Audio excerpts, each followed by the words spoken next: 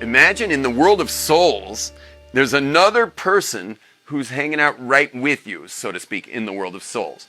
You know, based on their own times, how many times they were reincarnated, and everything they've been through, they wound up right where you are. And then what happens? You get tapped on the proverbial shoulder. You don't have a shoulder. Obviously, there's no body there, but you get tapped, so to speak, on the shoulder, and God says, guess what?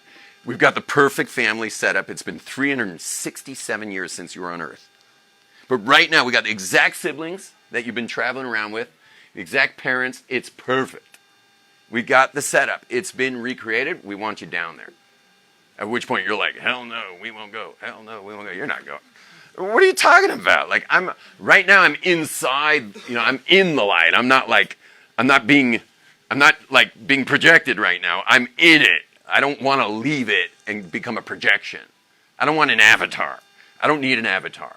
Your body right now is your avatar. I don't need an avatar. I like being totally enveloped in light. I don't want the trip to ever end. And God says, listen. God says back, it's a conversation. So God says back, because, there's a saying that every soul has to agree to come. So God says back, you think you're in the light. You think you're in, the vibrations of creation from within. He says, I know, I'm not sure he says this, but let me show you what it looks like vibrationally, what it feels like vibrationally, if you go spend the next 70, 80 years doing mitzvahs. Doing mitzvahs, learning Torah, praying, doing good deeds for others, helping each other, like making a contribution. Like, let me show you what things look like up here, having come up with a backpack full of mitzvahs. So he gives you a little glimpse, and you say, I'll go. And you agree. And you come down in this body. Now, I'm just going to add a little to the conversation. You're like, well, I'd like to go, but, gee, God, there's a lot of liabilities. You could also do some bad stuff down there. You could do stupid stuff. Like, you could really mess yourself up down there. So, I like the good part. What about the bad part? At which point, God shows you this amazing realm, an amazing realm. And it's called Gehenom. And Gehenom is the place that it's a substrate that the soul's got to pass through. It's got to traverse this substrate. And I don't know what it's made of, but it's basically the bed you slept. You sleep in the bed you made. Anything you did wrong, you got to somehow cross it. And by the way, I give very detailed classes Kabbalistically about this, which are really, really fun classes to understand it. But maybe I'll just give a quick 1 second, like a 30-second explanation. Is, some guy's walking through the Shuk Machane Yehuda in town. Yeah, he's going through the Shuk Machane Yehuda, and he sees, there's piled up apples and oranges and avocados and everything. And the guy's just walking by, and he's just like, and continues his way down the shuk, which I've seen people do. Now, that apple came from a realm called Adam Kadmon, then Atzilus, then Beria, then Yetzirah. I mean, it's ultimately in the words, let there be vegetation upon the earth. But it had to come all the way down till it hit a level called Yetzirah. Then when it got to the level where apples are in Yetzirah, it stopped being brought down. It stopped being on its way down. And then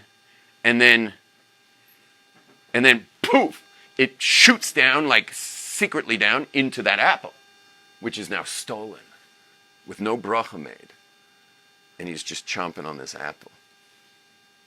Now, that apple that got lowered all the way down the light system, all the way down to that realm of Yetzirah, has now gotten lowered by that guy. It gets lowered. The apple gets lowered into a realm that's called Gehenom. And there the apple rests and sits and waits for him to die.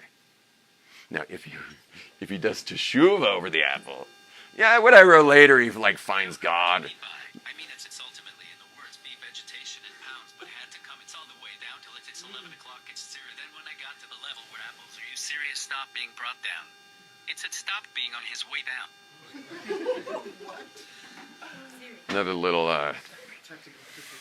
Apple executive on psychedelics, putting strange things for Siri to tell you. Yeah, I said Apple a little too much.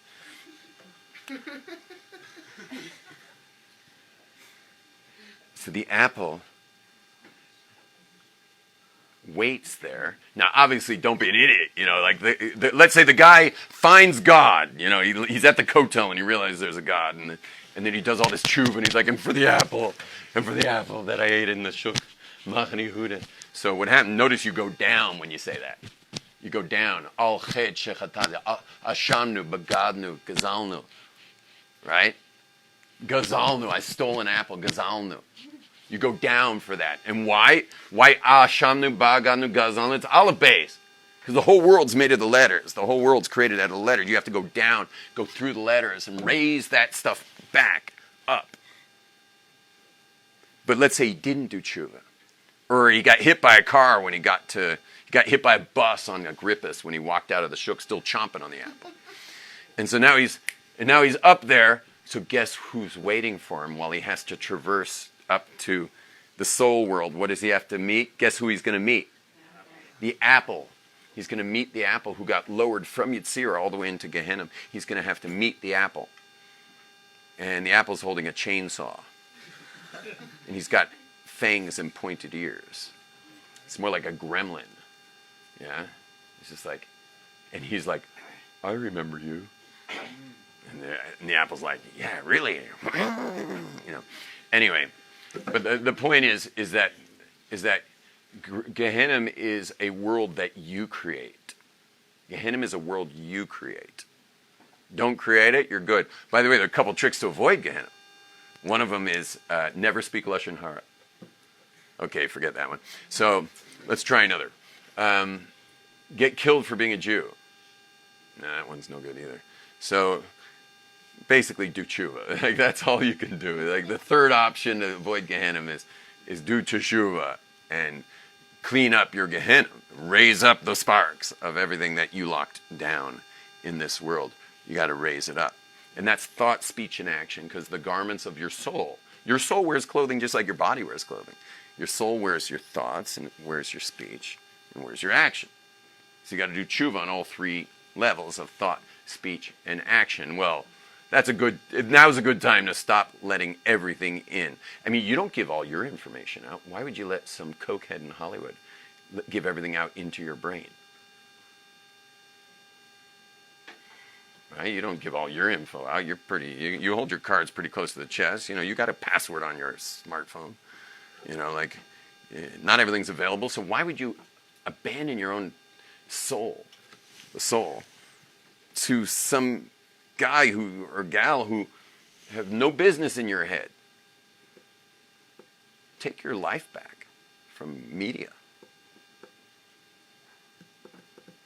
And certainly don't, if you're going to watch media, like I enjoy media, don't harm it. Don't harm it in the process. Now, anyway, so your neighbor in the world of souls is like, where are you going, man? We've been here for 367 Earth years. Like, we're buddies. And you're like, I'm going, man. I'm out of here. God just gave me the whole rundown. I've been chosen to go down. It's the right family. It's the right siblings. Everything's perfect. Like, I got to go down. It's really funny that all of us might go to a shrink and talk about our parents and how we get stuck in and these siblings. And meanwhile, like, that's how you came down. It was like everything's set up. Whatever you got to go through is all going to be in your own home. Like you got it all set up for you. And so the guy's like, where you going? You're like, bye. And then you're gone. You're like, and it's like, you're a baby. The truth is, it's 40 days after conception. So you're really inside a womb. You're not crying. You're just swimming around in undifferentiated oneness. which is where this is all coming from. Because you have to spend the first 9 months minus 40 days in undifferentiated oneness before you come into the maze, into this crazy maze called Earth, this giant video game. You have to first spend time in undifferentiated oneness so that you at least know you're here to get back to oneness. Your real goal is to get back to the oneness, which happens through marriage, family, love, commitment, community, all those things. Those are all like vibrational resonances with the oneness. And that's why those things are like considered of the utmost importance in the Jewish world, is because that's how you get currency in the oneness in this world, is through our marriages. And it's mostly in our marriages. And it's really important we get there. And I have a class online called Happy, Happey. It's the 6 ways of finding your soulmate. Expediting finding your soulmate. Gesundheit. You might want to check that out. Now, you spend your 80 years here, and you go up, you're going to see, as you're on your way up, you see your old neighbor for all those years, the 367 years. You see your old neighbor, you're like, yo, and he's like, yo, and you're like, Fah, up to what God showed you, where you're going to be hanging out vibrationally. And of course, it's like there is no equivalence to where you were compared to where you are now. There's not even the same language. There's no category that could connect the two. But just imagine if you showed up right next to him again.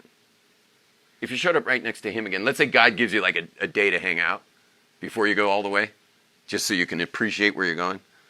Now, what would he say to you? You've been gone for 80 Earth years. What would he say to you? Would he say where you've been? Would he say that? No. No, because is there such a thing as time there? No. There is no such thing as time there. And guess what? There's no such thing as time here either.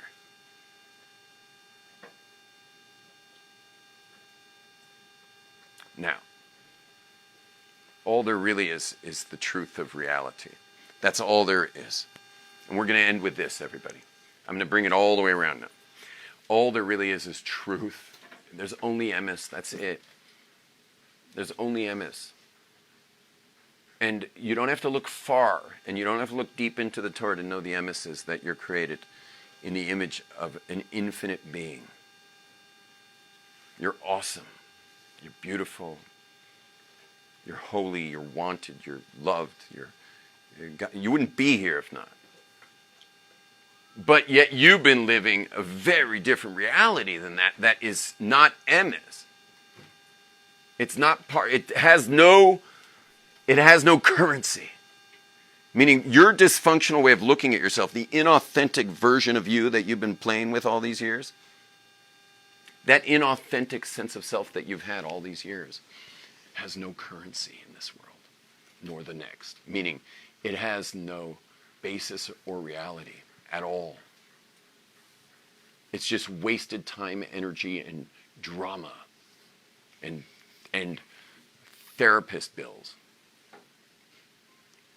And why do you think therapists charge so much? Because you'd also charge that much to hear someone's rerun story just with new characters every week, and some narrative that's based on something that's not even true to begin with.